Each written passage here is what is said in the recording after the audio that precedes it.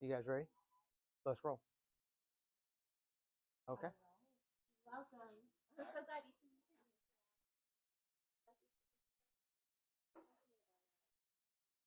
Nervous? So I know most of you know. No, I'm not nervous about talking. I'm just nervous about getting it going. About what? About getting everything Oh, well, going. don't stress it. Oh, it's all good. You're setting yourself up for failure. No, Clark has been we're all talking good. at seminars longer than we've been born. That is absolutely true. I did my first one in '93.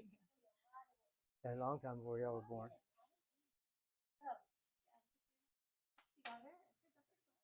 All right, good to see y'all. Thank you so much. Well, welcome. Great to see y'all.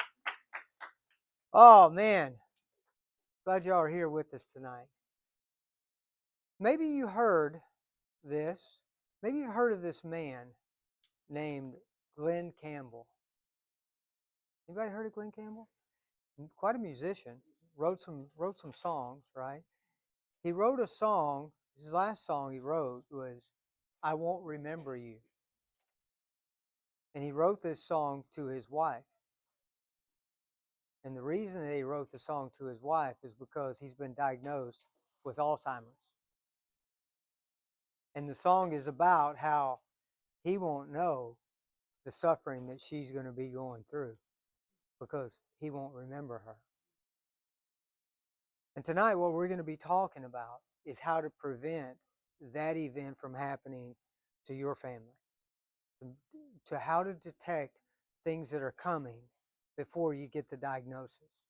Because once you get a diagnosis like that, you already know there's no going back. See, it's too late at that point. So we're all about preventing that from happening. And so tonight, I'm looking forward to what we're going to do, but I want to hear from you first. What are you hoping to gain from tonight? Is there something that you want to make sure that you learn? If you could get something tonight that would help you, is there anything in your mind right now that you're looking forward to? I want to know from y'all. Anything. What's most important to you? I'll tell you this, when I talk to my patients on a daily basis, here's what I say. What's the most important thing? What are you most concerned about? Out of everything that they say, the thing I hear the most is, I don't want to lose my brain. I don't want to lose my mind. I want to be able to take care of that. And so that's why we started our seminar series off of how to make America healthy again, focusing on the brain. We're going to focus on it tonight, and we're going to focus on it again in 2 weeks because it deserves more than 1 week. In the next 30 minutes, you're going to learn a lot, but we're not going to exhaust everything. I can promise you that, okay? But what we are going to do, and this is the things that we're going to be talking about tonight, is we're going to be going over the things here. Let me turn on my remote so we can actually move our slide. We're going to be talking about how the brain works. We're going to be talking about what the underlying causes of brain decline are. And we're going to be talking about specifically what things can be done to prevent that from happening to you and to your family. And so I need to explain something to you before we get started tonight. Some of you may have already had a visit to a medical neurologist. Well, I'm going to tell you why a lot of times what we're talking about tonight is not discussed with medical neurologists. And that's because medical neurologists treat STDs, strokes, tumors, and diseases. What that means is they treat hard lesions. This means these are things that you can see on an MRI. These are things that have damaged tissue, they have loss, or they have a growth in there, but they show up on imaging. If you show up in their office with a soft lesion, now a soft lesion means it's a functional problem. You know what they're going to do? They're going to run an MRI, they're going to run some kind of imaging, and they're going to come back and they're going to say, everything looks fine. So then the only thing they're going to do probably is drug your symptoms. Okay? This is the difference between what I do and what Dr. Walter Crooks does. This is Dr. Walter Crooks, by the way. He's a certified chiropractic neurologist with over 25 years of experience. He's been studying neurology before I even started studying neurology. And so this man here is a tremendous asset to us in helping our patients recover in the functional neurology realm as well as the chiropractic realm. And so This is what we deal with. We don't deal with these other things. If you've got your stroke going on, you don't need to be in my office. Okay. Now, after you've had the stroke, you might need to be here for your recovery. But if you have a functional problem, you still have some brain-based problems, but nothing's showing up on your MRI, you have what we deal with here. Okay. And so hopefully this makes more sense as we go through this. Here's some of the symptoms of soft lesions. Things like depression, anxiety, insomnia. Okay, you probably didn't think that insomnia was a brain-based problem, but it is. Other things, even like high blood pressure, which we're going to get into why that would happen, impulsivity, emotional problems, not being social. When you start seeing people withdraw from social life, that's a sign that they're beginning to lose some function in their brain, in particular in their frontal lobe, which we'll talk a little bit more about that in a minute. So this is what we want to get into tonight. What does a healthy brain need? When we take it down to a cellular level, what do your brain cells need? Well, number one, they need fuel. Fuel is in the form of oxygen and glucose. Now, if your blood sugar is high, is your brain getting optimal glucose? No, because your cells become resistant to it if your blood sugar goes high. So now the glucose doesn't get in the cells and the cells starve to death. Did y'all know Alzheimer's is called type 3 diabetes? Type 3 diabetes. Most Alzheimer patients have diabetes, okay? And the effect it has on the brain is now being diagnosed as type 3 diabetes, okay? So we got to have proper glucose levels, we got to have oxygen levels, we got to have neurotransmitters. What are neurotransmitters? Those are chemicals in your brain that help make two neurons talk to each other, okay? So you have to have something to bring these two neurons together. Those are neurotransmitters. There's different types of them. I'm going to give you a handout today about some of the neurotransmitters and what they do in your body. And so before you leave tonight, I'm going to give you some additional information. We need proper activation. Your brain must be activated. How do you think we activate our brain? What's the number one way we activate our brain? Move. Move. We have to move. We're created to move. But what do we end up doing in our societies? What do we do way too much of? Not moving. Yeah, sitting. You're exactly right. And so, yeah, your brain, that's one of the most important things. We're going to talk about that. And then you need an inflammation-free environment. And that's going to be one of our subjects for tonight that we're going to focus in. We're going to focus in on three things tonight in particular. So, what is metabolism? I love to define metabolism as this, simply this fact. You take in food and you make energy. People say you are what you eat. That's not true. You are what you get out of what you eat. So in other words, to have proper metabolism, you have to take in good food, but you have to also break it down and be able to get it through the intestinal wall into the bloodstream. If you don't, if you have leaky gut or if you have some kind of other digestive problems, you're not going to get proper nutrition. Amen. You're not going to make good energy. And here's the problem with that. Guess what part or guess what organ in your body demands the most energy? Might be a clue in what we're talking about tonight, right? It is your brain. Your brain it requires 30% of all the glucose and oxygen that your body produces. So guess what? If you have a drop in energy production, the first thing that's going to suffer is going to be your brain. Amen? This can come from a lot of different reasons. We'll see. So I want to get this right here. This is what are the symptoms that you have a brain-based problem? Okay, we've covered some of these already, but for a child, and we work with a lot of children, and people ask me, why do you work with so many children? I say, because most of the problems that we have as adults started when we were children. So if we can catch them there, we can head off a lot of issues, okay? So how do you know? Well, it's a simple acronym SEAL. Social interaction problems. Being inappropriate socially is a brain-based problem. Emotional outbursts, inability to control emotions in a child is a brain-based problem. Autism spectrum disorders, including ADHD, and disability and dyslexia, and then learning disabilities or neurologic delay. Hey guys, I don't care what your pediatrician tells you. If you got one child and they're walking at a year and you got another one and they're 16, 18 months and they're still not walking, that's a problem. You got one that's sitting up at 6 months and you got the other one that's at 8 months and still not, that's a problem. You got a child that doesn't have normal tone, they got floppy syndrome where they're kind of just hunched over all the time, that's a serious brain-based problem. Those need to be addressed. And unfortunately, they're not getting addressed until they're too late and there's already some problems. So how about for an adult?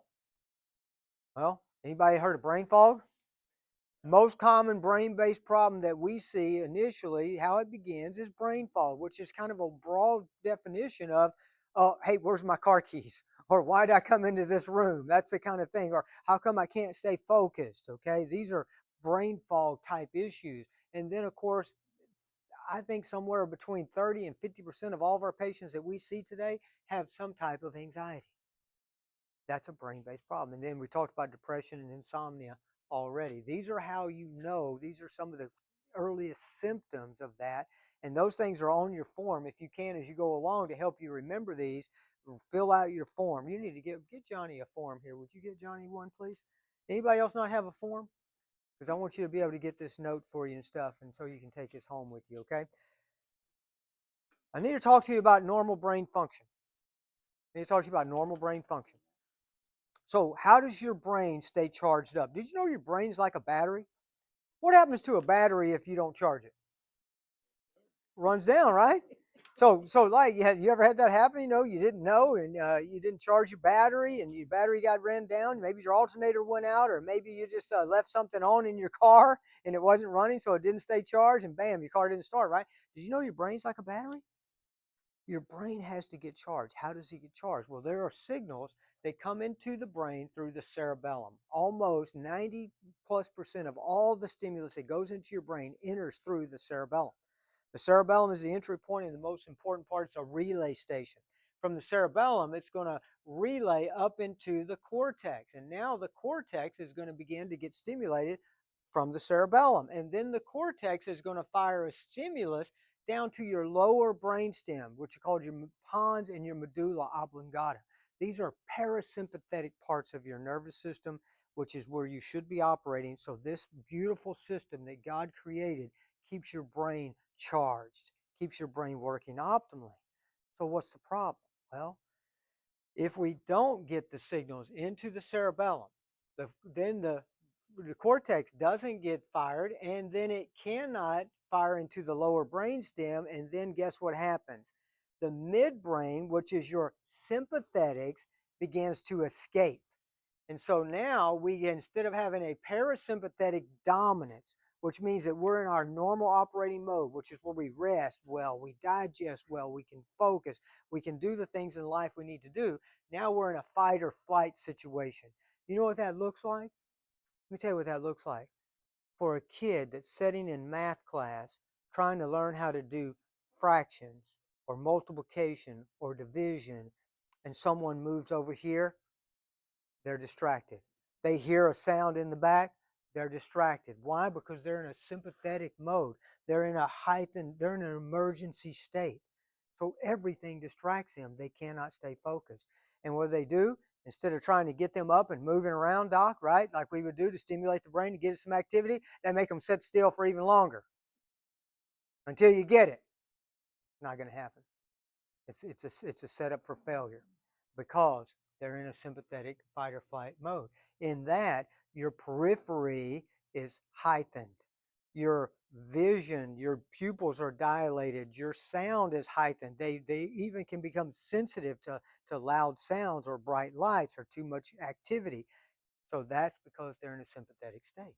So what do we do? Well, we got to get out of this overfiring mesencephalon, this upper brainstem, because all of these symptoms are related to that. How about this? I bet you didn't think about this, but constipation is one of the most common symptoms of going into a neurologic hypersensitivity or sympathetic state. Wonder why? Well, you think it's a bowel issue. So what do? You just get a drug to make your bowels move, right? But it's not going to help long term because you're going to have other problems because you've got an overfiring mesencephalon. What about things like blood pressure? Your blood pressure can go up. Light sensitivity, migraine, headaches, very common. And then guess what else? More pain. more pain in a sympathetic state. Okay, these are all signs that your brain is beginning to lose that normal firing pattern. Okay, and when we're going somewhere with this, guys, because if it starts having these problems and you start getting some of these symptoms, guess where you're headed toward? You're headed toward a neurodegenerative disease or condition. So what causes the brain to misfire? There's 11 things. We're not going through all 11 tonight. I can promise you that, okay? But I've picked out 3 of the most important, I think, to start with. And then next time we meet in a couple of weeks, we're going to go through some of these other ones. But look at all the different things. Blood sugar imbalances, we've already talked about how critical that is for things like Alzheimer's and stuff. Stress, anybody ever heard of that? Anybody had any stress recently, right? Yeah. But some of us already plan on having stress tomorrow. You know what I'm saying? I mean, it's just part of our life, isn't it? I mean, we're not going to get away from this. So how do we handle it? We're going to deal with that tonight. We talked about circulation a little bit, food sensitivities, poor gut function. We're going to focus on tonight. Look at all these different things. We'll hit this just a little bit, but what about essential fatty acids? You know, your brain's made mostly of fat. So where are you getting your essential fatty acids from? So if we need an omega-3 and omega-6 balance. We run a test here called the brain span. Okay, the brain span test looks at the balance between omega-3s and omega-6s in the body. We need a ratio of no more than like 3 6s to 1 3. We see people that are as high as 100 to 1. 30, 60 to 1 is very common. So we got this huge problem in our diet where we're deficient in essential fatty acids. We're not going to focus on that tonight. What we are going to focus on, let's deal with stress. We already said everybody in here deals with that, right? So what are the effects on the brain? Well, stress causes the brain to atrophy. That means your brain begins to shrink because of stress. Stress also breaks down the blood-brain barrier and promotes inflammation. And the reason it does that is we're going to get to in just a second. I'm going to go through that. But before I do, look at this. The biggest stress is not emotional. The biggest stress is chemical. Did you know the biggest stress on your adrenal glands is regulating your blood sugar? That's the biggest stress on it, okay? Now, I'm not saying emotional stress is not important, because it is. But B.J. Palmer in 1895 understood that all illness, he said all dis-ease comes from some type of stress, whether it's physical, emotional, or chemical. The biggest stressor on our brains are chemical stresses. Things like blood sugar issues, poor diet, food sensitivities, anemias, autoimmune disorders. So here's what I wanted to get to. The reason that stress causes problems for your brain and your body is because of stress hormones that are released. The biggest stress hormone that you're probably most familiar with is cortisol, right? What do y'all know about cortisol? What do you know about it? You've probably seen the commercials. What does it do with your body? Does it make your body look better, or does it make your body store fat in all the places you don't want it? Across the waist and across the hips. That's the biggest reason that cortisol is known, but cortisol also affects your brain. There's a part of your brain called the hippocampus. This part of the brain right here, located in your temporal lobe. This is for your short-term memory and other things. So what happens is in PTSD, you ever heard of that? Post-traumatic stress disorder. What happens in that is people get exposed to high stress situations for a long period of time, so that means high cortisol, and in your hippocampus you have a lot of cortisol receptors. So that cortisol is attracted to that area of the brain, and basically it burns out that area of the brain. And now your ability to deal with relationships, your ability to have a good memory or have any focus, your ability to handle any stressful situations begins to get severely disrupted. That's because of the effects of stress. But stress also affects your pituitary gland, your thyroid function, and causes weight gain, as we already talked about. That's just one of the most common stressors to our brain. But what about our gut function? Did you know that poor gut function equals poor brain function?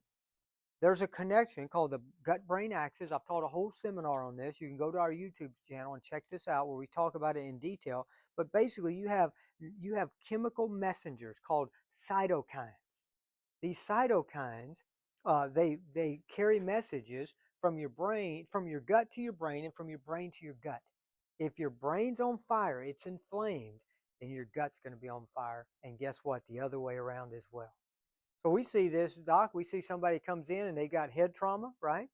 And so then guess what? Then they start having digestive problems. Or it's the other way around. Maybe they got gut problems, then they start having brain problems.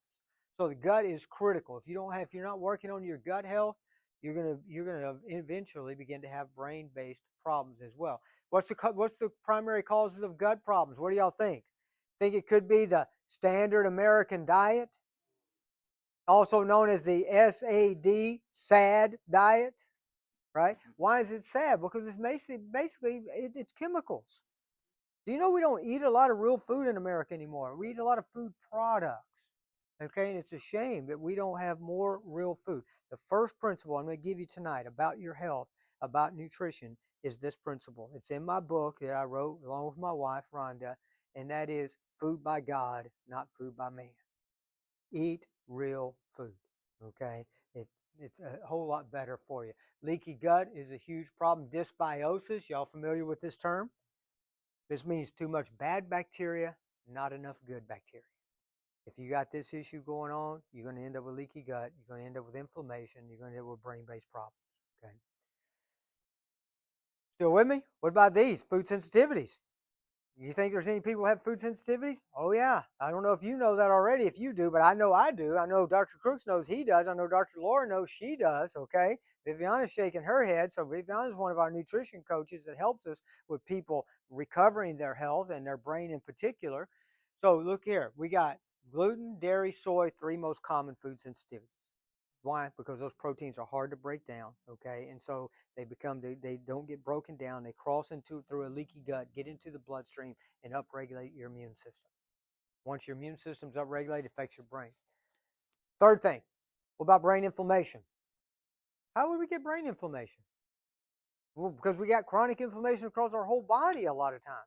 Sometimes we've even had head traumas months or years ago that we never treated properly, and it's went on and on and on and got worse. Y'all with me? What do you think happens to these football players? Why do their brain-based problems show up 20, 25 years after they quit playing football? Because the problem was going on and on and on and getting worse. So we got to handle brain inflammation, all right? And here's the things that cause brain inflammation: blood sugar problems, gut problems, food sensitivities, high cortisol. What about this? You ever heard of this term here? Homocysteine. You know why you never heard of it? Because typical conventional medical offices never test for it. But homocysteine will give you a better indicator of whether you're at risk for a heart attack than cholesterol will. Cholesterol has been shown it doesn't matter in heart attacks one way or the other, although that's all we focus on, but homocysteine sure does matter. Problem is hardly anybody tests for it. We test for it because it's important. So here's some tips. Never consume hot drinks from styrofoam. Styrofoam is a petrochemical, okay? So heat breaks down those and you take in a lot of chemicals. What about plastic in the microwave? Not a good idea. You're getting a lot of plasticizers into your food. How about this? What do you think's in flu vaccines? Mercury for one, okay, and other toxic chemicals, not to mention it manipulates your immune system. And deodorants, most common deodorants, unless you got one that's aluminum free, they have aluminum that you're taking in through your skin into your bloodstream. Aluminum is one of the big issues with Alzheimer's. There was studies done. The most published medical doctor of his time, 850 published studies in refereed journals, said that if you take 5 flu vaccines in a row, 5 years in a row, you increase your risk of Alzheimer's 10 times. 10 times more likely to get that. And nobody's talking about this, unfortunately. So just remember this, guys. You can't have, for a long period of time, a healthy brain and an unhealthy body. These two are connected. They are one. Okay? The brain runs the body, and the body depends on the brain to give it input.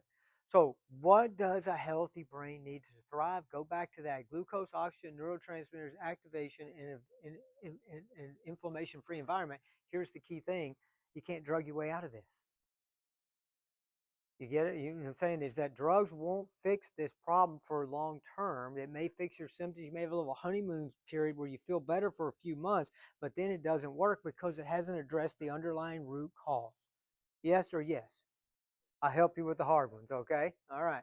So, what should you be doing right now, guys? This is the thing. So get down there on your last page here with the bottom of this. This is what I want you to get. What there's things that you should be doing right now to protect your brain. I hope that we've already showed you that, hey, it's at risk. Do y'all agree? Our brains are at risk. The latest numbers I hear now is that people my age and a little bit younger, 40s, 30s, 40s, and 50s, that group of people, 50% of those that get to 85 years old will end up with Alzheimer's. That's what they're saying. So, what do we need to be doing right now? First thing, check how we're eating. Eat real food. The innate diet is all about getting good meats, best meats you can get, lots of healthy vegetables, and real food. Okay? Avoid the processed and chemical foods, okay, as much as possible. Supplementing with fish oil is critical. That's your omega 3s. If you're not getting enough omega 3s, your brain is made 60% of fat, those kind of fats. Second thing, we've already talked about this, you got to move. Guys, you have to. Dr. Crooks, we were talking about this. Studies are showing that you can increase your cognitive brain function. You can keep your brain functioning normally for 6 to 9 years longer by walking. If you walk 6 miles a week, you will have 6 or more years of healthy brain function just as a result of that. So start checking your steps. Make sure you're getting in at least a mile a day. You know what I'm saying? That's the thing. We used to always do a thing, 10,000 steps a day. Make sure you're getting at least 10,000 steps a day. If you're doing that consistently, you're going to be in a lot better shape. But keeping flexibility. Look, what's the number one reason why we lose that input to the cerebellum to keep that brain firing normally is spinal issues. This is why we're able to help people so much with these functional brain problems, is because we get their spine moving normally so those joints can start firing back into the brain again to keep the brain charged. If you're subluxated, if you've got misalignments in your spine, if your spine is stuck and it doesn't move, you're not going to get good stimulation to your brain. That's why you guys have been coming to see me for at least 15 years, probably 20. You were here first. You were here for over 20 years, and you guys have been maintaining, getting adjusted regularly for that reason. Not because you're in pain, but because you want to keep your spine and nervous system healthy. Matter of fact, they were talking about coming to some of my seminars 15 or 20 years ago when I was in Porter, and we had some good times there. But we're still at it, still trying to teach people how to take care of their body. This is a critical part of what we do. And then our thinking. Don't you think our thinking has something to do with the Bible? Talks about what we should think on. Think on things that are good, things that are pure, things that are lovely. If they have a good report, if they have any virtue in them, think on these things. If they're praiseworthy, that's where, because a positive attitude will go a long ways. And so will good breathing. Amen. So we need to practice that too. Now, here's the fourth thing, and this is the most important thing that you need to do. You need to find out where you're at. What is going on? What steps do I need to be taking specifically right now? Because here's the thing, whatever the weakest area of your brain is right now, that's going to be the first thing that deteriorates. So how do we find that out, and how do we address it? We go through a 2-day process with our patients, our brain-based patients. We evaluate them neurologically. We evaluate their symptoms and their lifestyle to see where their weaknesses are. We go through an evaluation of the things that we were talking about, things like what blood sugar effects are having, gut effects, thyroid, adrenal, inflammation, all of that. We give you a home test to do at home to begin to test that so that we can see what is our problem, what's our biggest stressor to the brain, and where's our weakest areas. And then we got to go over everything. If we need more testing, we'll tell you. And if there's something that needs to start, we'll tell you what type of treatment to begin with. 3 things that we focus on here in our office. Brain-based therapy, that's the activation side, activating the weak areas of the brain. You don't know until it's tested. Number 2, we start getting fuel to the brain, okay? And fuel is going to be oxygen and glucose and the proper nutrients. And then number 3, start looking at lifestyle issues that are causing this problem. Let me tell you one thing that I can't give you a diet, give you a nutritional product or an adjustment to change, and that is you got to get proper sleep. If you're not sleeping well, we got to figure that out. That's part of lifestyle. If you're putting something in that's toxic to the brain, We need to help identify that so that we can begin to diminish that because it will take a negative effect. Did you know your brain is not only the most energy dependent or part of your body, but it's also the most toxic sensitive part of your body? Toxins damage your brain, especially if you have a blood-brain barrier breach or weakness so that it crosses over into the brain. So this is the 2-day process we go through. Now, there's some things that we require in order to do this, that you come dressed where we can examine your body, that you fill out the proper paperwork, which we give you, and then we recommend you have your spouse with you if you're married, because guess what? They might know some things that help us to determine where we need to work, okay? We want them to be involved in the process. And so here's my offer tonight. Now, this is only for the people here. This is not for Facebook. I'm going to give the opportunity here. So I'll sign off for Facebook. God bless y'all. Thank you for joining us tonight. And we'll join you again in 2 weeks. But for just the people here, because I can only take 5 brain cases a month, okay, because of the time it takes for me and Dr. Crooks and our nutrition team to begin to work these cases up and to figure out what's going on and what's the best steps forward, okay? Normally for the 2-day process, I charge $4.95. Tonight, for the 5 people that want to do it, we're going to do it for $95. Okay, that covers all the home testing information I'm going to give you, all the assessment forms, the evaluation that you do here in the office. That includes us going over everything and beginning to tell you what action steps you need to take. Okay, so that's the offer, but here's my requirement. Okay, I can only work with those who are truly committed. If you want to get in on this right now, you sense this, then now's the time, because here's my question. What will happen if you decide to wait until you have the diagnosis? What's going to happen if you wait until you start having major symptoms? There ain't going to be no going back. Doesn't mean you might not be able to slow it down. And we work with a lot of those cases. We try to slow it down for them. But I tell them there's some permanency here. There's not going back. The goal is to try to get you on the proper lifestyle that's going to give you the most and best longevity for your brain that you possibly can. And so if you're committed to doing that, then we want to work with you, okay? So December 26th, 2004. Just a normal day in the South Pacific in Indonesia. People are going to the beach and enjoying the day, celebrating after Christmas.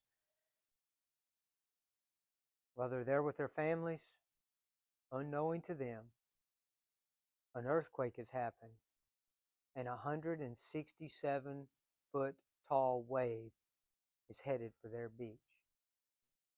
Before they had a chance to prepare, to escape, or to do anything, that wave hit that island and destroyed and killed 230,000 people.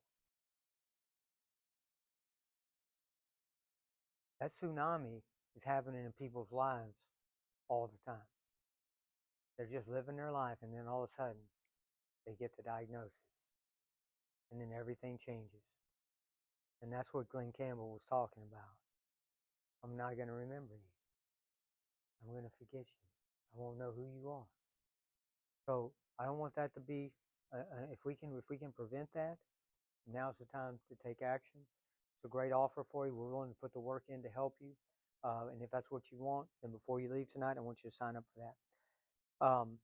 They'll have a list up there, and we'll take the first 5, and the others can go on a waiting list. Okay. In 2 weeks, we're going to build on this seminar, and we're going to add in more things that we can address in our own lives, so you can get some tips on how to prevent early degeneration, how to save our brain. That's our next seminar coming up in 2 weeks.